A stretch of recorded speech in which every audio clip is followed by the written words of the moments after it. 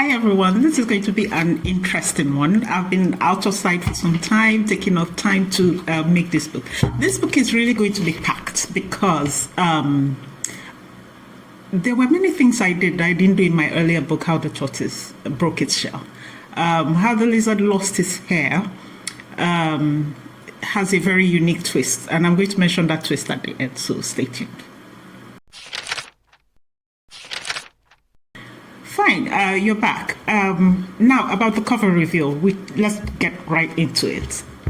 I went through about 6-7 covers before arriving at the final cover in this book. And if you've been following me on social media, you will know you are going to have a very you're going to be surprised at the end of this video. Now, to the very first cover, when I drew the lizard, I noticed one or two things, but I just kept it aside for later. The character was just okay. If you have a scale of 1:10, I'll say the character was a 6, probably, maybe between 5 and 6. And I knew I had to work on it. And the problem was this, I'm going to put it on the screen. The problem was it didn't have appeal. So it was a good character, fine, but it didn't have appeal. So how was I going to make it appealing? I had to work on the eyes. I think when it comes to a lot of children's illustrations, illustrations are appealing to children, largely children's book illustration, particularly for the age group I work for, which is between 4 to 8 years old. You have to make the character look kind of like them. The innocent look, the cuteness, something they'd like to cuddle if it was like a toy, a plush toy. So I had to work on it. So I changed the eyes so you could see the contrast there, made the eyes bigger, and puffed up the afro a bit, and I just got the character. Now, there was the question again of, should I make the character full size? Or should I make it like a half cut, so where we'll have just the torso and the face up?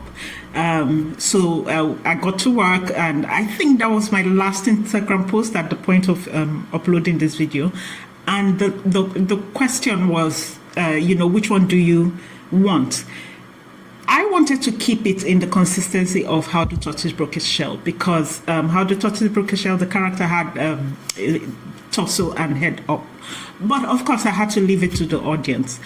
And when it went out to the audience, a friend got to me, and her name is Pakis Breaks. Shout out Pakis. So Pakis runs the biggest graphic design group online. It's called Graphic Design Africa. Check her out. Her group has a massive following of over 320,000 artists, illustrators, everybody pulled from the graphic design world. So when such people talk to you, you listen. And she gave a critique. So Pakis mentioned 2 things about the book. She didn't even talk about the cover, none of that, whether it was 1 or 2. She mentioned 2 things. She said the background, and the second thing to do with the character and where the eye placement was. So when she said the background, my heart sank, because she had purchased copies of the previous book, and she said, look at this, that the blue background stands out, or makes the lettering, the title of the book stand out. So when such people talk to you, you really have to listen whether you like it or not. So I took her critique, and then she mentioned something about the lizard.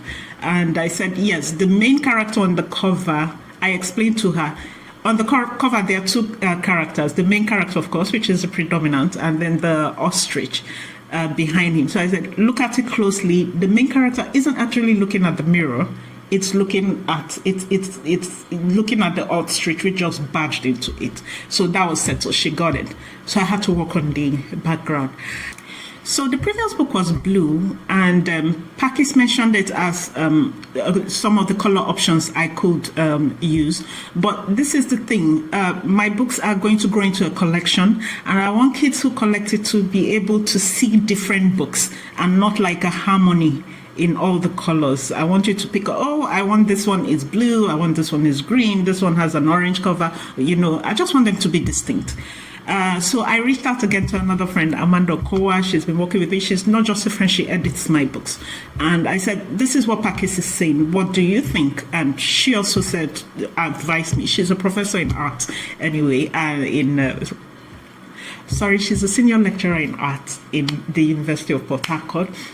She's going to be a professor. Amanda, you're getting there. So, so I started exploring. And, I went through the color scale and I just thought, I might have something. And I changed it completely to a bright yellow. And when I sent it out to all the kids that usually help me review online, I will say 98% of them said, yes, this is it.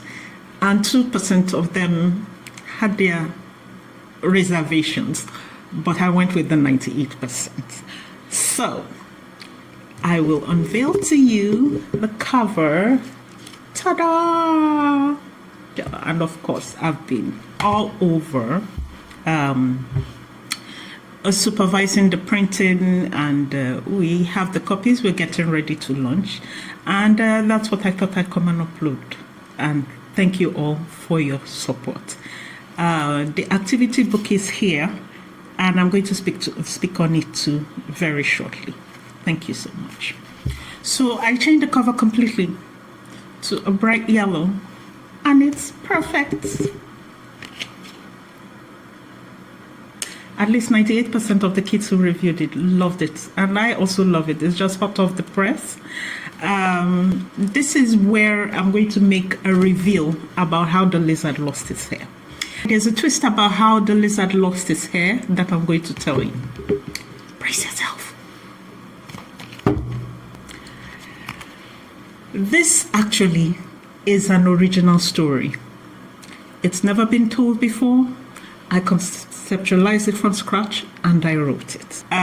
When I mentioned I was going to create this book and I mentioned the title, there was a question that kept occurring from a lot of Africans, and they were like, oh, but we've never heard this one. What really happened in this one? What really happened in this one? Well, you're going to have to read it to know what happened.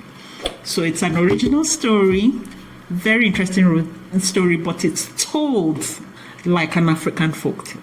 So it's not actually an African folktale, but the African folktale format is so easy to communicate with kids, and it's so simple for a writer to work with. It's simple if you really know what you're doing. So this is it. Now, there is something that your kids have to do. This book is more interactive than my first book. You know the reason why? Your kids are going to have to find the comb in between the pages. So in every page of the book, there are going to be combs hidden everywhere in this book. And your kid has the job to look through the pages and find the comb. How much more interactive can a book get? So the next thing your kids are going to enjoy is the activity book. What good is a storybook without the activity book, accompanying activity book? So many things, puzzles, mazes, coloring pages, cryptograms, the works, they have it all here. So pre-orders are down. Click the link below so that when we start the pre-orders, we will get to you. And if you live outside Nigeria, you are going to have to order from Amazon very, very shortly. Join the book club in the link below and also click the pre-orders.